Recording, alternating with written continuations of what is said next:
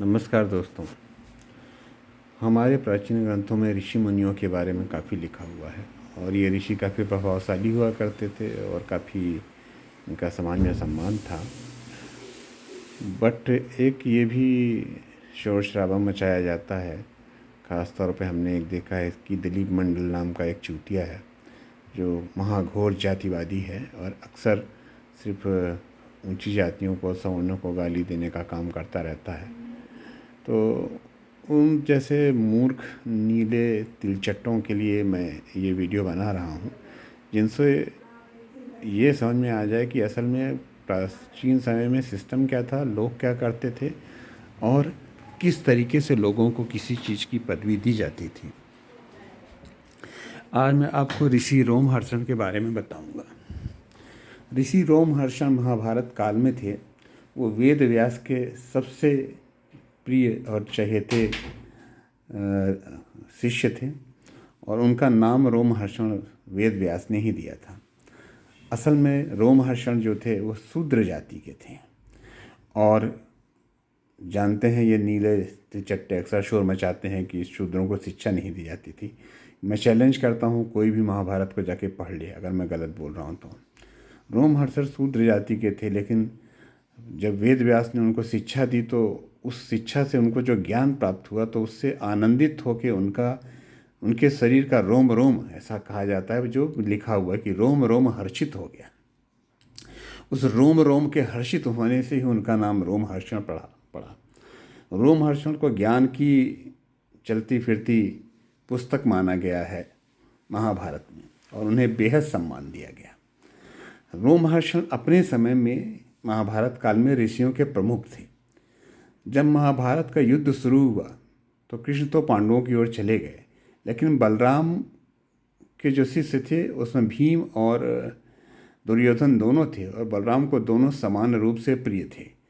वो दुर्योधन को बुरा नहीं मानते थे और दुर्योधन उनका प्रिय शिष्य था। तो बलराम का कहना था कि मैं किसी का साथ नहीं दूंगा, मैं इस युद्ध से दूर रहना चाहता हूँ। तो ये कहकर बलराम तीर्थ यात्रा पे निकल गया। पहले उन्होंने दक्षिण भारत में जितने भी तीर्थ स्थान हैं उनकी यात्राएं की और उसको समाप्त करने के बाद जब वो उत्तर की तरफ आए तो वहाँ पे नैमिषारण्य में जब वो पहुँचे तो वहाँ ऋषियों का बहुत बड़ा सम्मेलन हो रहा था। बलराम जी भी वहाँ पहुँचे और ऋषियों के सम्मेलन में, आपको पता है, नैमिषारण्य एक जगह है जो वाराणसी के और इलाहाबाद के बीच में पड़ती है, जिसे आजकल प्रयागराज कहते हैं। ये जगह पहले काल्पनिक मानी जाती थी, लेकिन अभी जो पुरातात्विक साक्ष्य मिले हैं उसमें ये थोड़ा स्पष्ट हुआ है कि नैमिषारण्य नाम की एक जगह यहाँ पे थी जो 6000 से 8000 साल पुरानी थी। एनीवेज, तो उसके बाद जब वहाँ पे पहुँचते हैं बलराम तो वो देखते हैं ऋषियों के सम्मेलन में जो है काफ़ी ज़्यादा ज्ञान की चर्चा हो रही है। अच्छा, जब ऋषियों का सम्मेलन होता था तो वहाँ पे एक किसी व्यक्ति को ऋषियों का प्रमुख बनाया जाता था। जब बलराम वहाँ पहुँचे, ऋषियों की चर्चा में सम्मिलित हुए, तो उन्होंने जो ऋषियों के प्रमुख थे उनके बारे में पूछा कि ये कौन है। तो वहाँ सभी ऋषियों ने बताया कि ये हमारे प्रमुख हैं, इनका नाम रोमहर्षण है। तो बलराम ने उनके बारे में और पता किया तो बलराम को पता लगा कि जो रोमहर्षण हैं वो शूद्र जाति के हैं। अब इस बात को लेकर बलराम बेहद क्रोधित हो गए और उन्होंने ऋषियों से कहा कि वो रोमहर्षण को इससे क्या कहते हैं, ऋषियों के प्रमुख के पद से नीचे कर दें, क्योंकि वो शूद्र हैं और शूद्र के होने की वजह से उनको ऋषि नहीं बनाया जा सकता।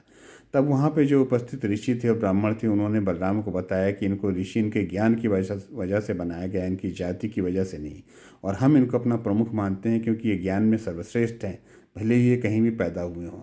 लेकिन बलराम को बेहद गुस्सा आया और उन्होंने ऋषियों से बोला कि उनको अभी यहाँ से अलग कर दें, अन्यथा वो उनकी हत्या कर देंगे। जब ब्राह्मण जो है बलराम की बात मानने को तैयार नहीं हुए तो बलराम ने वहीं ऋषियों के सम्मेलन के बीच में ही रोमहर्षण की हत्या कर दी। ये देखकर ऋषियों के सभा में सन्नाटा छा गया और सारे ऋषि बेहद दुखी हुए और उस सभा को समाप्त कर दिया गया। तो इस तरीके से रोमहर्षण की मृत्यु हुई। तो भाइयों, आजकल ये जो यादव हैं, आप देखिएगा सोशल मीडिया पे भयंकर भीमटों के भाई बने हुए हैं। मैं पूछना चाहता हूँ कि अनादिकाल से यादव और ओबीसी ही भीमटों के दुश्मन हैं, हम लोग नहीं।